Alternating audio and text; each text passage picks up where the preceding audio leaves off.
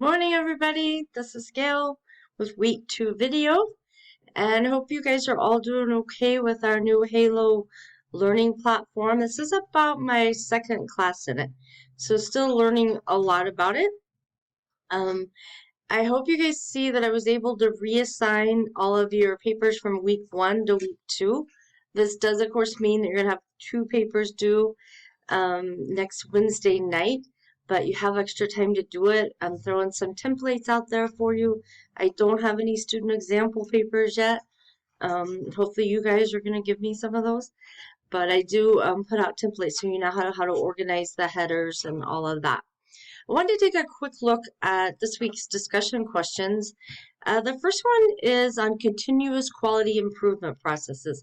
So whether you work in a healthcare facility or a warehouse, wherever you're working right now, there are quality improvement process projects throughout all organizations. And healthcare really got on board with this, I would say, oh my goodness, I'm going to date myself, but 15 to 20 years ago, and more strongly about 10 years ago. So when I was assistant director for an emergency department and educator, it seemed like I got thrown a lot of these because I was in graduate school at the time, and my director thought it'd be great practice for me.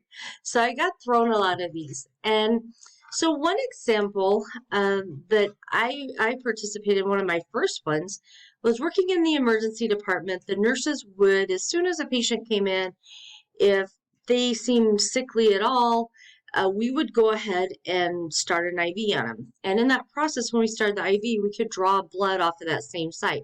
We had one shot to draw blood off of it and save them a poke. So they got one poke for the IV.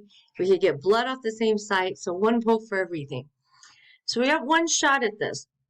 You insert your cannula and you then screw a syringe onto the cannula of the IV. You draw off a blood sample, fill your tubes, and you plug in the IV tubing so that they can get their infusion.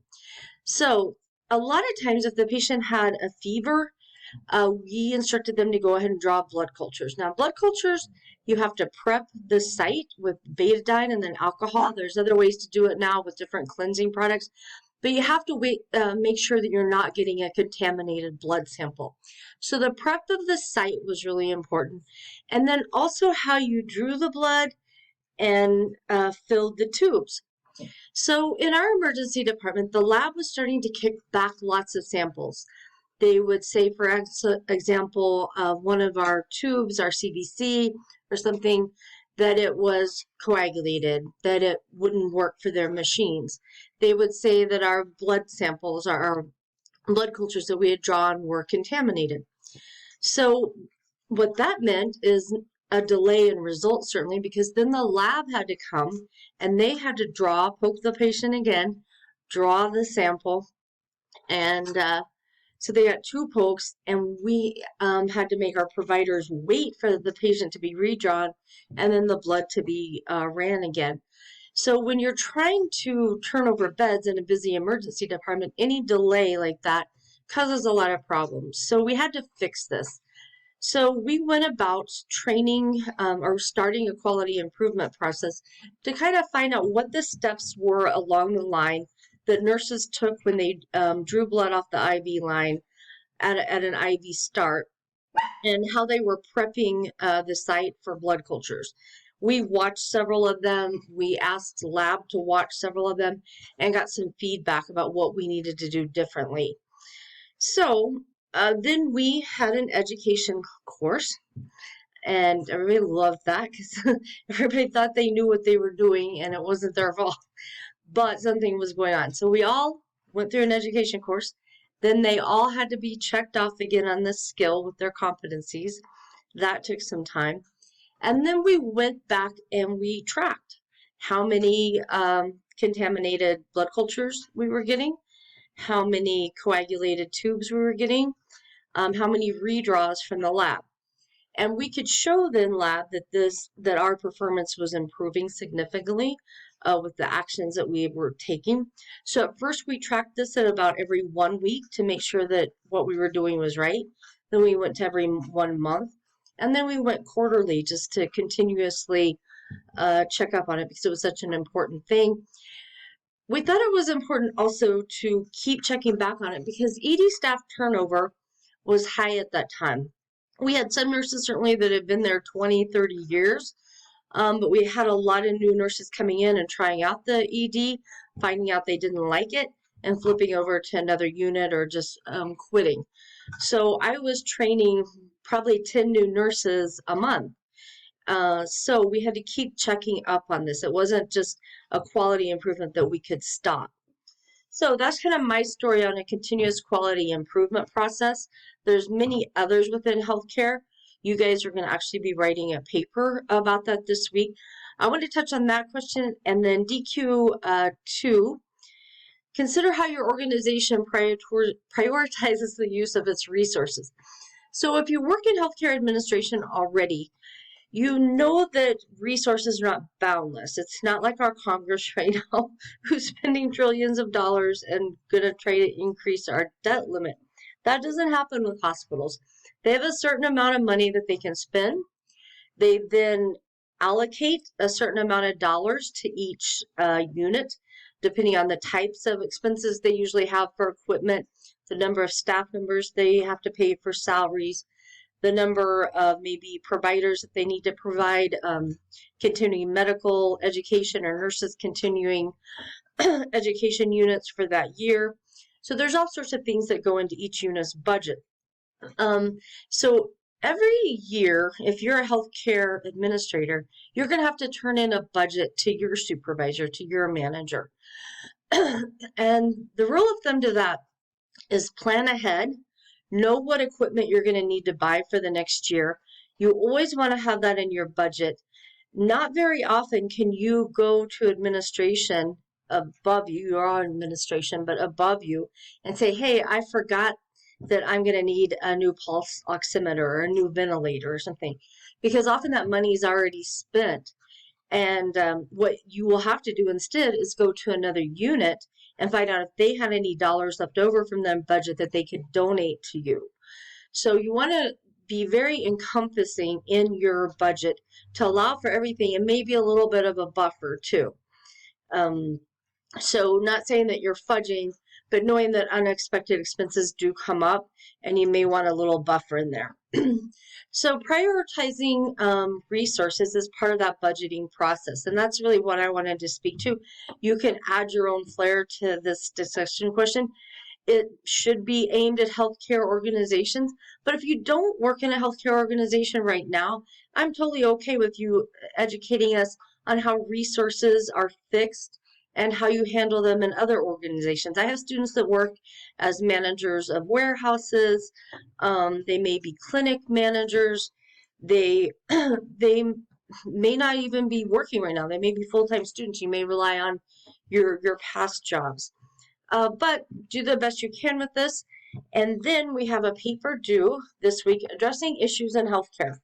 So this is a rather long paper, 1,200 to 1,400 words, to address a problem within the healthcare environment, including risk mitigation and implementation of new compliance requirements.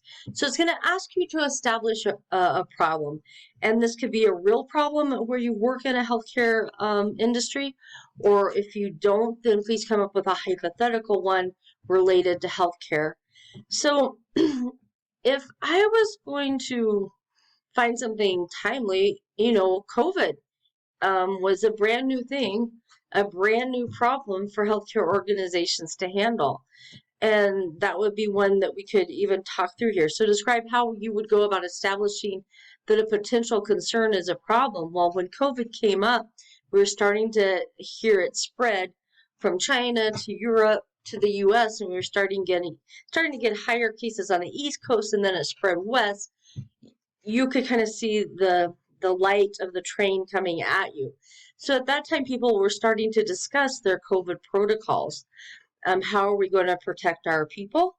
How are we going to arrange the emergency department entrance and triage areas? How are we going to separate people, provide enough PPE for everybody?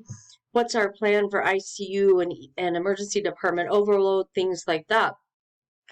So it says discuss any specific triggering event you should use in order to initiate the continuous quality improvement process. Well, with COVID, you would definitely want to initiate a continuous quality improvement process regarding staff infections. You know, they are first line responders. They were exposed to COVID early on because there was no vaccine available. And many of the infection control departments started right away in tracking employee COVID infections and also tracking their contacts. Explain what tools will be utilized to identify the problem, develop the solution, track the implementation, and summarize the findings. So this is all hypothetical, but talk through each one of those points.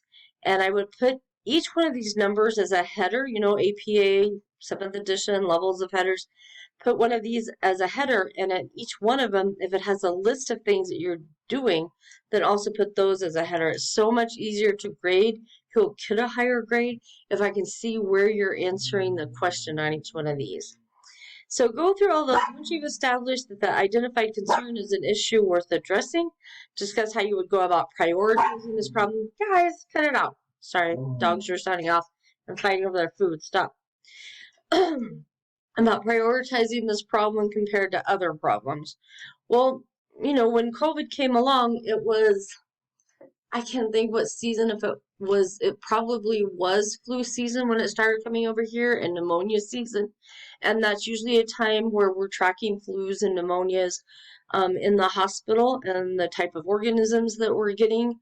But then they went ahead and they prioritized COVID over that. The risk of this was higher, and so they prioritized. And they also found throughout this that flu kind of went away. There weren't the flu numbers at all that we had. A lot of it, people were going out and get their flu shot as they heard that COVID was coming. They couldn't get any other vaccinations. At that time, COVID vaccination wasn't available.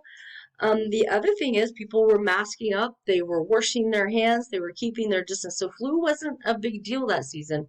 And so we could easily prioritize COVID. So in this, it says consider the scarcity of resources, labor costs, capital investment. Well, definitely there was a scarcity of staff, of PPE, of ventilators, of beds. Labor costs went through the roof. Nurses, providers, respiratory therapy, x-ray, everybody in the hospital was working overtime. There was not enough staff, not only because of the influx of patients, but the staff was getting sick or their family was getting sick, so they had to stay home quarantined. Capital investment needs for more ventilators, for more PPE, for staff training, and the approval process within your organization, where you are in the budget cycle. So if you were at the beginning of your budget, usually the year starts in January, your fiscal year. In your hospital, it may be a little bit different, but you can address this as if it was the beginning of your budget cycle and you had some time to think through this and do it. Or you can address it as, hey, it hit in the middle and you had already spent your budget. And so possibly the hospital then allocated more funds from what they were getting from the feds, and you had to turn in an amended budget. Discuss who would be considered stakeholders or vested parties and how you intend to mitigate risk when implementing new compliance requirements. Well, stakeholders are anybody that this quality improvement project touches. And you would not believe the people that it touches. When I would start a new project, I would send out an email announcing what I was doing, and I would try to inform everybody that I could. And no doubt, within an hour, somebody was standing at my door with their hands on their hip because they had heard through the grapevine of what I was doing, but they hadn't been CC'd on the email, and they were mad because, oh, do you know what this is going to do to me? And so you identify everybody that it could possibly touch and put a disclaimer at the end of your email. Hey, if I have missed anybody, you know, inadvertently in this, and you can think of somebody that I need to add, please forward this to them and try to cover your butt because it touches everybody, especially COVID. And also, I can't imagine really any department that you wouldn't touch on and include